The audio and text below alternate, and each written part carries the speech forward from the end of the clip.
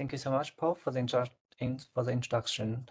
My name is Gang. I'm currently a PhD researcher at the University of Melbourne. Today, I'm going to talk about investigating our work about carbon and nitrogen conservation in the reported CMIP6 Earth data. Yeah, my name is Gang. I'm currently in Melbourne Uni, and I'm also in the Max Planck for biogeochemistry. So for this talk, some key points I want to emphasize at the very beginning. We only discussed the model outputs and data reporting. We didn't talk about the models themselves. And we are also focusing on the terrestrial carbon nitrogen cycle variables requested by the CMIP. We analyzed the results from the global annual scale. So let's just start from here. Since this is a CMIP seminar, I assume everyone is kind of familiar with climate modeling. I just want to emphasize for us, the model is basically the general circulation model plus interactive biogeochemical components. So the point here is that carbon cycle is a primary component in Earth's models. And to get to know a little bit about the land carbon cycle, this is a very simplified one. Assume that all the forest and vegetations in this planet is just one single tree. The vegetation will take up carbon dioxide from the atmosphere by net primary production, and then by some turnovers like leaf dropping, it becomes litter, and then decompose later, it becomes soil organic matter. And after the soil organic matter further decomposed, it becomes respiration, which returns the CO2 to the atmosphere. This part is more like the natural turnover of carbon in also carbon interactions between the atmosphere and the land. Some perturbations that directly release carbon from the land ecosystem to atmosphere, like land use and fire. So here we just need to care about three black ones. The NPP is the flux that from the atmosphere to the land ecosystem. The RH, heterotrophic respiration, is the flux from the terrestrial biosphere to the atmosphere, and then the perturbation. After we have this, we can go a little bit further to the land carbon fluxes. This is defined from the CMIP variables. We have vegetation, litter, soil, product pool. So when you sum the four together, you get the land total carbon pool. And for the flux, you can have a net flux from the influx minus all the outflux. Like the influx, actually the only one is NPP, and the outflux include heterotrophic respiration, anthropogenic disturbance, and then product decay here, and also a fire, natural fire, and leaching. This leaching is the flux from land ecosystem goes to the ocean. So now we can get the first equation I want to talk about today. It's the land. When you define the change of land carbon, the change of land carbon should be equal to the flux that goes into the atmosphere and goes into the ocean, or the NBP minus the leaching flux. NBP is just a different one that have an opposite direction with the net atmosphere land carbon flux. But it's also requested by. This is from the flux, like net flux requested. If we see this system from another way, this carbon change in the land carbon pore size, it should also equal to the net flux change. So on the left side, it's just like we see the system from the pore size data, because here we only use the pore size data. And from the right side, it's more like you see the system change from the flux data. And in our study, we are just comparing these two to verify or say to test the match or say mismatch between the flux data and the pore size data. And here is the results. So this is complex, but they're just repeating results for different models. We are just zooming one single model as example for 3 different experiments. The blue lines here is the NBP, so the reported net flux from Earth, from land to the atmosphere. And the orange one is the net atmosphere land. As I said, they should be opposite to the blue one, which shows exactly opposite. And the net flux, the green one, is actually calculated from the sum of the influx minus the sum of the outflux. Ideally, they should match the blue one as well, and you see here it doesn't. And the DC land over DT, just you calculate the land carbon change from the land pore size. So the first two, NBP and the net atmosphere land CO2 flux, they match the DC land over DT, which means the reported pore size and the reported net flux are both very good. This is plausible. But the net flux from the flux calculation doesn't match the pore size change. So it means this component flux, like underlying the C net length, is somehow problematic. And to see, because we also test like different models and different experiments, we calculate the cumulative mismatch between this DC land over DT and the FC net land flux calculated from the flux data. As you can see from here, when you calculate this some cumulative along the time series, the cumulated land carbon imbalance can reach like hundreds of gigaton of carbon. This is a huge amount of carbon, and this is not very plausible.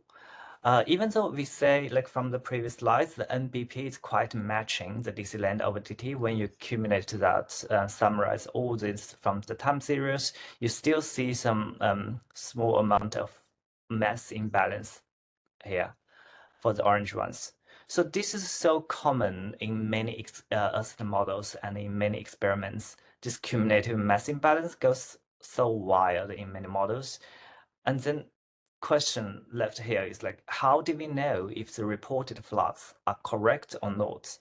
The short answer is like, we don't know, because we, as a data user, we never create this data. But we can do something to make our best guess to say how to find the mismatch from. So after I checked the C4 or CMIP variable request, we also found something that is similar. Also request the land carbon flux, but it's not in the C4 MIP request. For example, the land use emission flux is from the scenario MIP baseline.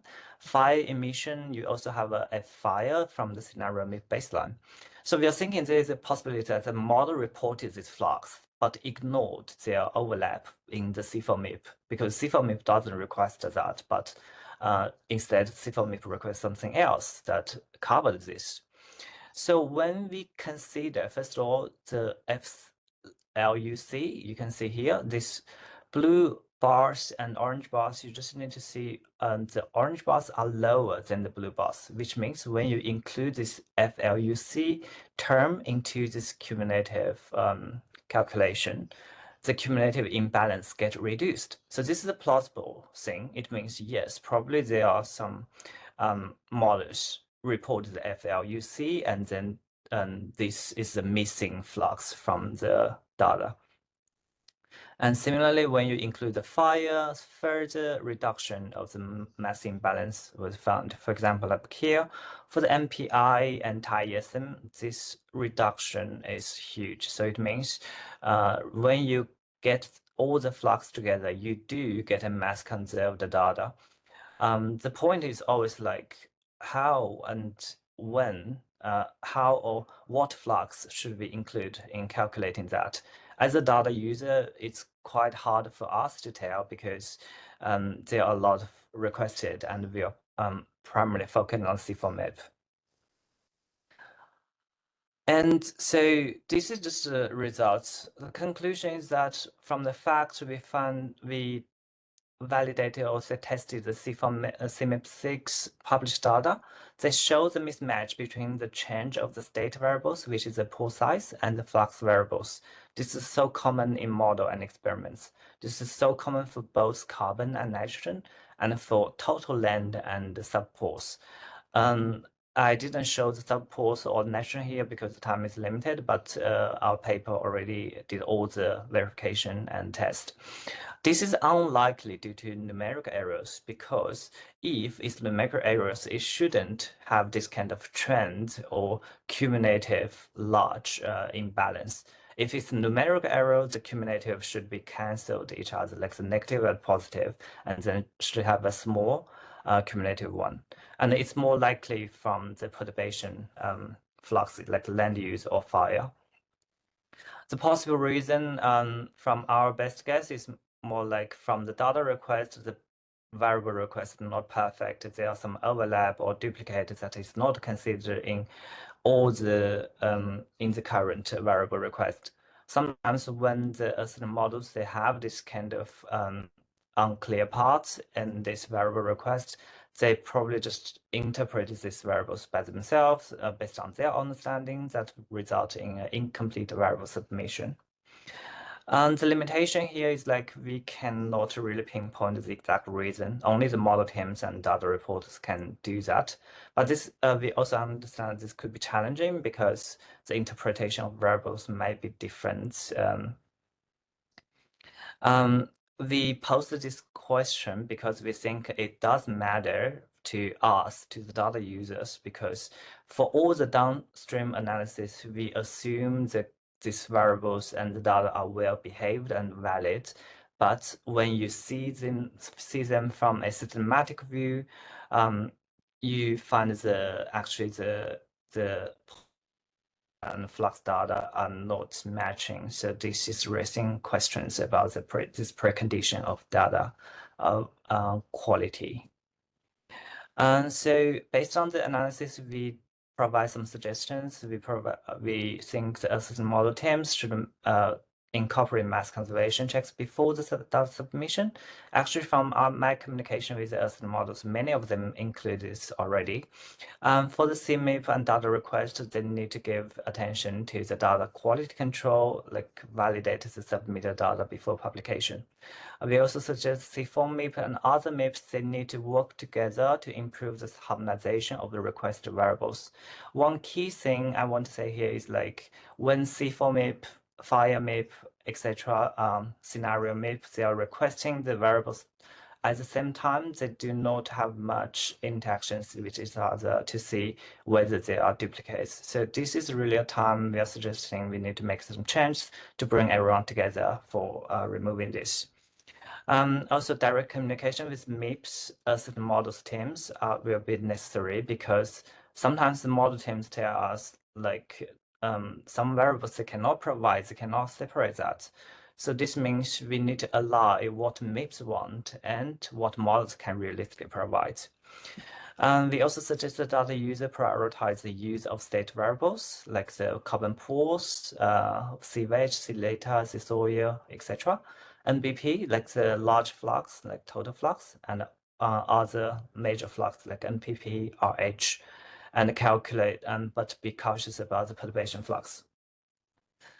So after we have published that preprint, I already have started this coordinating about communications between us and the model teams and the C4 MIP leads. I'm also part of the CMIP7 data request, so we're trying to convince the CMIP7 data request, but our focus is still in the scientific question. That's quite reasonable, but I just mean we probably need to pay some attention to the data quality as well. Also, we have developed a clear explanation of C4 MIP variables and providing guidance on data reporting for mass conservation. I sent out a community report this Monday, and you may scan here for the community report if interested. For the future, if time allows, I will also try to develop the diagnostic in the ESM tool that would make life easier for both us, the model teams, and for the data users just to verify this. And also, definitely, we will check the CMIP7 data request. At the end, I just want to say, why do I care why I'm doing this? This is more like motivation. I'm an emulator developer. I'm focused on the CNIT development, which is a global combination coupling model. So when we say the emulator, we mean emulating the Earth models. So we do need we're trying to mimic the Earth model behaviors. We use the full sets of Earth model outputs. So that's why we care about the whole system, not just individual fluxes or dot or states. So you can also imagine when I got this kind of mismatch of it, we need to propose new assumptions during our calibration and validation. This is causing confusion to the whole emulators world. And at the end, I also want to introduce just a little bit more. I'm currently graduating from the University of Melbourne. I'm trying to seek academic positions here, like postdoc fellowship. My work is primarily on the model development, from the process understanding to conceptualization, parameterization, calibration, and application, this kind of full workflow. Yeah, I'm open to both related fields or other interesting or challenging fields. For example, I'm trying to combine the Earth model capacity and the magic CNIT. And also I'm interested in the machine learning or deep learning plus the process-based models. If anyone got any interest, my name is Gang, last name is Tang, and this is my email, gang.tang.au.gmail.com. At the end, I just want to you to the CMIP seminar for the invitation. Thanks for my supervisors. Thanks for the co-authors for this work. Also, especially thank the support from Chris and Vivek for their volunteer support work, for supporting me to do all this work. Also, Zonka from Max Planck, who is providing suggestions about the nitrogen conservation. Yeah, of course, the Earth model teams, thank you so much for this feedbacks. I have also left all these links here about the paper, about the report, and my work and my LinkedIn. That's from me. My name's Gang again. Thank you, everyone. Thanks a lot, Gang. Has anybody got any questions? I think we've got time for a quick question. If I don't see any hands raised yet. I would just ask a very quick one then, Gang, in the interest of time. But you said you'd contacted already lots of ESMs. What was the response like from the? Yeah, I think for one primary reason, we are just asking them, like, what's your interpretation about the C4MIP, all the variables about the mass conservation we made for the mass conservation test? And this, some of them just raised, like, for example, this variable here, fire net. So the C4MIP intention is to include the natural fire in the fire net, and then the anthropogenic fire in the anthropogenic disturb. That makes full sense for from the C4MIP perspective. But many models just tell us they can actually, in their model, they cannot distinguish the anthropogenic fire or the natural fire. So even though the request is reasonable, they cannot do that. Okay, thank you. Yeah, so that's one of the major feedback, and then I feedback it to the C4MIP, probably will, and then we're making like clarification